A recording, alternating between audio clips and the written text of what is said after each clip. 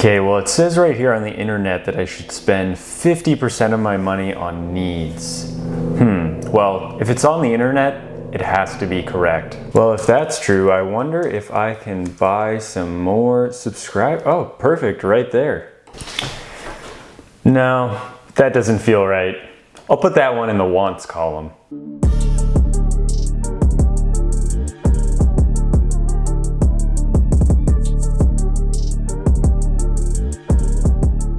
So we'll get into the details, but pretty simply, it's 50% for needs, 30% for wants, and 20% for savings and investments. And this works really well for my lifestyle because I need to invest in real estate, I want to invest in real estate, and I save money so that I can invest in real estate. Simple, right? So let's break it down. First off, let's discuss your needs.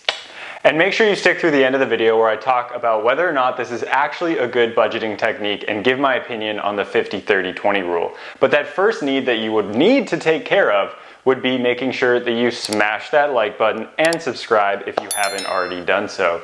But more importantly, your needs are going to be things like your food, your housing, and your transportation. Very simply, we're going to need some type of food or shelter to survive, like most human beings, unless you're a robot. And there's probably a few of those walking among us, but you're going to need to make sure that you have those few essentials in order to live. And the best way that you can pay for those things is having a job. Or you can do a bunch of other things, but most people will be getting a job. And with that job, you need to be able to get there unless you're working remotely. So you need to have some form of transportation so you can get back and forth between that job so you can actually pay for your needs. So it's suggested that you should spend 50% of your money on needs. And I know with rising rent costs as well as crazy inflation and then moving to other states that you thought would be cheaper because they're in the South, but they end up having a much higher tax rate than where you were living before, are going to be things that really eat into that budget of your needs, especially when it comes to just buying groceries for the week. So when we're looking at our needs, many people will make a mistake when it comes to housing. They spend a crazy amount of money on rent, as well as people will make a mistake on food. They spend way too much money eating out or paying for Uber Eats that ends up showing up at the door soggy anyway, which I've never really understood. And I know a lot of my friends who spend well over 50% of their paycheck on housing every single month, which to me is a huge waste of money. So when thinking about your needs, it's actually really important to differentiate your needs from your wants. Because you need housing so that you can sleep somewhere at night, have shelter from the world, from elements, from any type of weather events. But does that shelter need to be in a luxury apartment complex? No. The answer is no. I'm not going to argue with you about it. Do not be doing that, especially if you're right out of school. Live somewhere that's less luxury so that you can save some money and put it towards your wants, or more importantly, towards your investments. Another place people mess this up would be with your food. Now, I'm not saying that you shouldn't spend any money on food and you should only PB&J sandwiches, ramen, have eggs, and only have bananas. Although, if you wanted to save a lot of money and still have some protein, that would be a great diet to do it. Maybe not that great, but it would still be quite inexpensive. But I'm just talking about people who will spend a lot of money eating out, dining where they don't really have the money to dine, and eating food that doesn't actually taste good, or spending money on Uber Eats and it shows up soggy at the house anyway. Instead, I think you should try some fun recipes, cook them at home, and actually enjoy the taste of that food while doing it all on a budget. That next category would be that 30%, which would be your wants. And I've been making a lot of Instagram reels lately, and I know this is a popular sound, so I'll give it a go. I want you, baby. And basically, this topic will include things like your entertainment or your hobbies or other things that you want to spend your money on. See what I did there? So maybe you like to go to the sporting event. Maybe you want to spend extra money on hobbies that you have, like on nice knitting needles or on tools so you can do some renovations a little bit faster and a little bit more fancy. Whatever it is that you actually enjoy spending your money on, and things that will improve the quality of your life. I think a lot of people will make a mistake when it comes to building their wealth and just doing absolutely nothing but saving and investing and only spending money on their needs. I think it's important that you do spend a little bit of money on your wants and things that give value to your life. So by the time that you have enough savings and investments, you actually still know how to spend that money. And like I always say, your mental health is more important than your mental wealth. Your health is always going to be far more important than your wealth, and it is something that will come first or should come first for your whole life.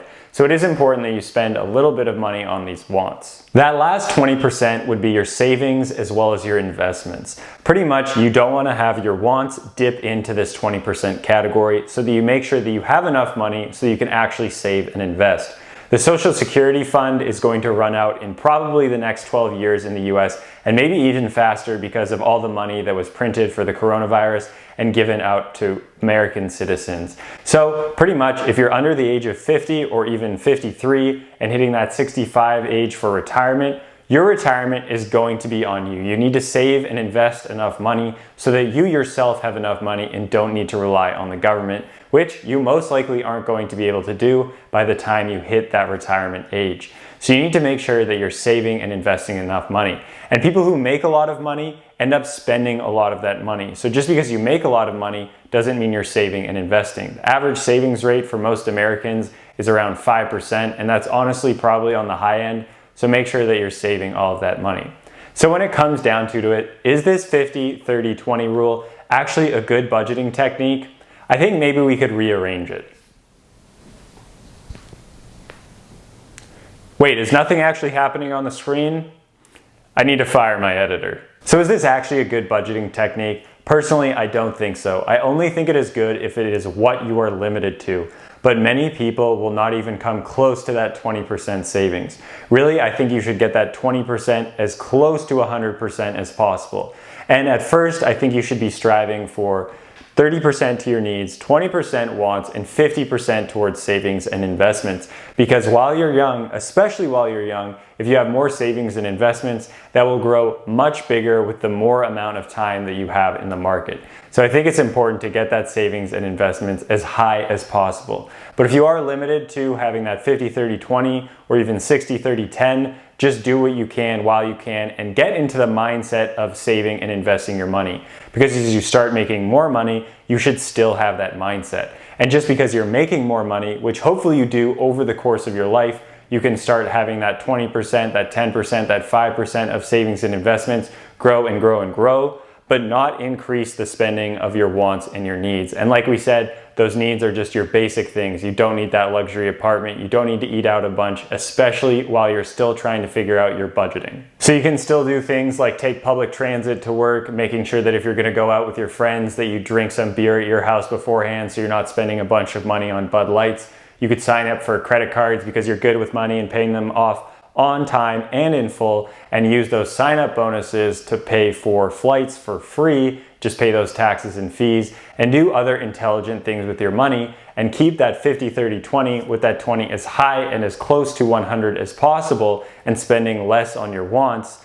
And then by the time you've invested and saved enough money and it's grown really rapidly, then you don't really have to care too much about budgeting and spending on things that you actually care about and want to, because you're so friggin' wealthy at that point. And like I said, as you increase your income, it shouldn't be that you're increasing your spending, it should be that you're increasing your savings and investments, because that Social Security Fund is going to run out. The government is not going to bail you out the same way they're going to bail out big corporations and banks that already have a ton of money, as well as a ton of your money. It really doesn't work that way, so it's on you to save and invest your money so that you can have it for retirement so you're not working your entire life. So do you guys budget your money this way? Do you use that 50-30-20 rule? Do you use something different? Do you even budget at all? Are you just like me and you just know that you need to save and invest as much money as possible so you don't really think about budgeting and keep all of your expenses extremely low?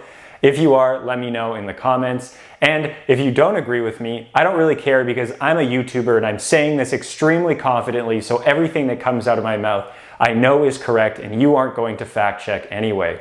So hopefully you guys enjoyed that video, and don't forget to share with your friends so they can understand budgeting more, and comment, like, and subscribe so it helps me out for that YouTube algorithm. Thanks again for watching, and hope to see you guys next time.